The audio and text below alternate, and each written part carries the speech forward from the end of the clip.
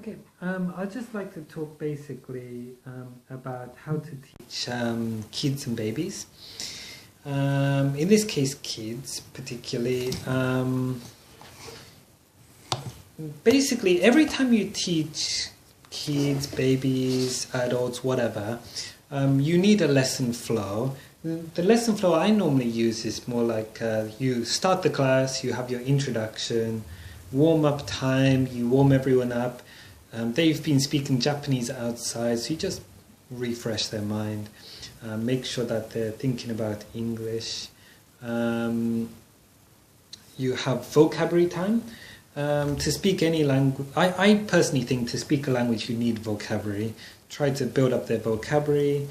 Then textbook time, build up the structures, build up the syntax, get them to say sentences, respond, question, answers, statements, whatever. It's kind of like grammar time, I guess. And you have the game time, which is the closing time. You always set homework. Even if they don't do it, just as a habit, just ask for homework at the start of the lesson, set homework at the end. Encourage them to do it. It's a good habit. Always try to give them 4 new words to write in the kids' diary. I use words that are in the vocabulary time were unfamiliar to them. If you can, set some type of textbook homework too, and they can learn English quite fast. Some students find homework too much and it becomes too difficult to keep up. At those times, just you can become a little bit relaxed, but try to give some type of homework. So, and encourage them to do it as nicely or easily or however you can. But it's really important. That's the structure. Basically, introduction, body, end. Right? Just try to have a good flow. The first textbook I use for elementary school kids, not for babies, but elementary school kids, is this one. Let's go 1. Then let's go 2. Let's go 3. And next one will be side by side. And then more the junior high school level definitely would be the Engage series. Normally side by side is also a junior high school book as well. In the vocab time, I might do some vocabulary from these type of word lists. I particularly like this one, but in the other school they have, there's so many vocabulary stuff you can do, so many ways to do it as well. You can make it fun. These verb action word cards are also fun during the vocabulary time. These ones are like standard, like the very first cards that any kid, like when I do a level check, I will start with these ABC ones. There's maybe normally 2 or 3 varieties. And first of all, I'll just pick 6 and just get them confident to say those 6 words. Eventually, I'll just flick through the cards quickly, getting them to say all of them at once. And at least they have almost like 100 vocabulary they know very well. Hopefully much more, but at least they have a good set of vocabulary they know. I haven't used these so much, but this is another possibility.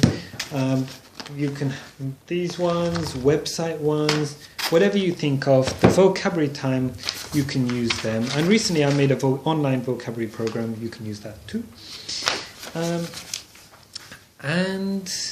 Game time. You can use like Uno is the basic game. Go Fish is another game. And Eigo is a very good game. They have like different ones, phonics, everything. And it's a good one to use to get them to speak, which is very important. At every point, you can get them to speak. Okay, so just briefly, as brief as possible. Introduction time, what do you do? First thing you do is you check their homework. They come in, they sit down, they show you their homework. That's the ideal situation. You can talk to them, make them feel relaxed, make them feel comfortable, show that you're a nice teacher, be kind, be friendly, but ask for their homework, check it with a red pen, put a circle around it if they did a good job. Teach them the things they don't. When they write down the vocabulary, especially if you're using our kids' diary,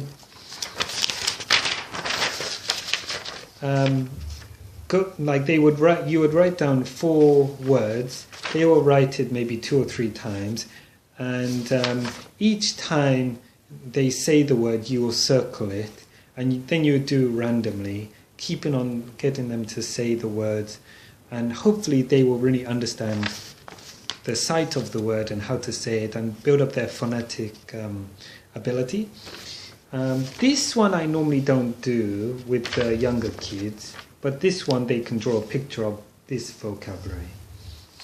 Okay, homework is very important for kids.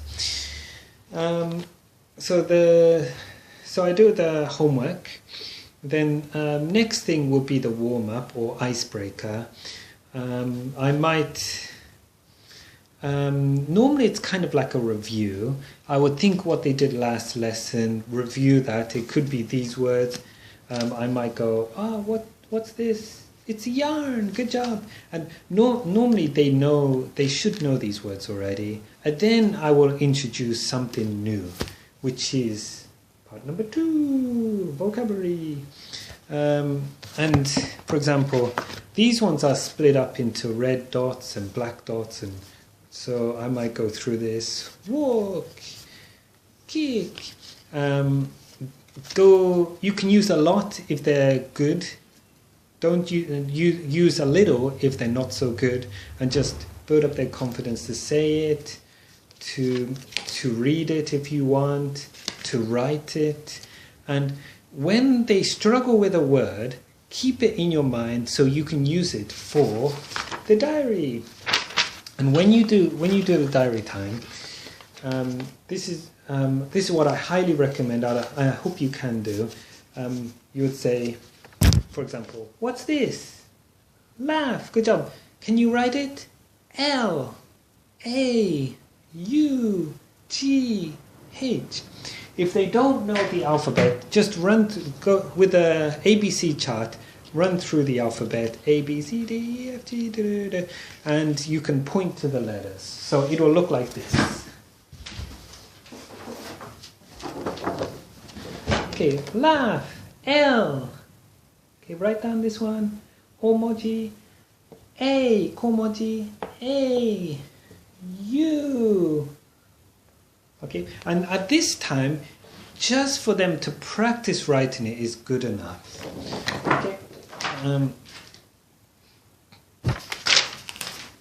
Okay. And then, after that, maybe you're 20 minutes into the lesson, you open the textbook, or you can do writing time. Sometimes takes a while, so it might be like past by the time you start the book and only 10 minutes, which is why it's important to know the book. And if you open the book, you see the grammar structure. Practice the grammar structure. Don't just do the book. The book is not important.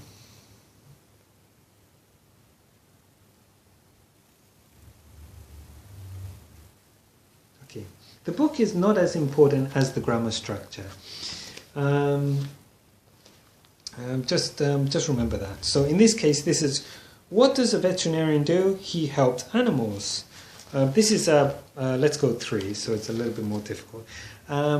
What does a doctor do? He helps patients. What does a farmer do? He plants or something like that. Like they might be able to do it. They might not. You can judge based on the student's level, but make sure you focus on the skill they're trying to teach rather than just doing the content and the vocabulary. Um, what's his job? He's a mechanic. What's her job? She's a mechanic. The grammar is he's and she's. Make sure you remember that. And also, and it says the grammar point here. And also the jobs. So first of all, go through the jobs: veterinary, mechanic, sales clerk, factory worker, photographer, baker. And then get them to say it. And then randomly, veterinary, baker. Keep doing that until they become more and more confident. And then you introduce the sentence. She's a veterinary. Can you say? What's she? She's a photographer. What's he? He's a... And if you need to teach them, like, she's, like, kanajo wa, like, she's... Or you can just draw the picture if you don't know Japanese, like, she, little picture of a lady, he's a little picture of a man. This one, I like to do the songs, but when I do the songs, I read them together and I get them to read it too. So it's like reading practice as well. And I do the songs. It's almost the same. Sometimes we have a game as well in here. Phonics, I just pretty much do from top to bottom. C-R, crab, sing it, and then I read it pretty much. This one I do as a conversation. So can you play tomorrow? If they can say that, that's great. Most likely they can. So can you play tomorrow? Okay, and one more time. Can you play tomorrow? Play tomorrow. Good. One more time. Can you play tomorrow? Good job. Sorry, I can't. I'm busy on Saturday. So, sorry, I can't. I'm busy on Saturday. I'm busy on Saturday. Okay. Make your gestures very clear what you want them to do. Okay. Focus on the point of each page, not just the content. Okay, game time is a time for them to relax, have a little bit of fun, but still continue to learn English with recycled language. Don't just focus on the game aspect, but focus on the learning aspect. If you play Ono, get them to say the colors and the numbers. If you play Eigo, get them to read it. If you play Go Fish, get them to say the animals. Encourage them all the time, and make sure that you're thinking about building up their vocabulary, building up their confidence to read, building up their confidence to write, and building up, making them have a fun and pleasant experience learning English. If they can read, if they can write, and if they have a little bit of confidence, this will help them become a very good English speaker. Generally speaking, in the long run, you want them to do Eiken.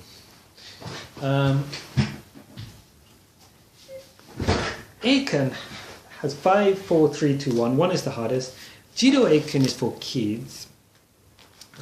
If kids can do 5, 4, 3, and 2, then that's pretty much a perfect preparation for high school, pretty much. They will be able to go to most high schools and universities. So being able to get them to have the ability to do things like this would be amazing for the parents. Okay, so in the lesson you want to increase their vocabulary, increase their ability to read and write, and be able to just interact with the teacher. Like if the teacher says, "What's your name?" they should be able to respond. "How old are you?" they should be able to respond. When you say "How old are you?" they need to know numbers. when you say, what do you like, they need to know fruits and vegetables. So then you just train them on these different type of categories. Okay? So yeah, anyway, good luck. I will produce some more videos to help you as much as I can into making some good English lessons for kids. But this is what I've experienced, what works well and what works for me. Okay.